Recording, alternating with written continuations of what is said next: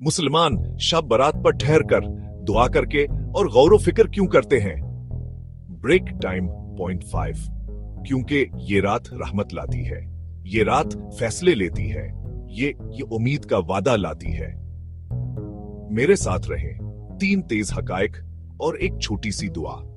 पहला हकीकत, बहुत से लोग मानते हैं कि शब बारात वो रात है जब आमाल लिखे जाते हैं और मुस्तकबिल बनता है, इसलिए लोग रहनुमाई के लिए दुआ करते हैं। दूसरा हकीकत, ये मग़फ़िरत की रात है। खास दुआएं, तौबा और सदका देना आम है।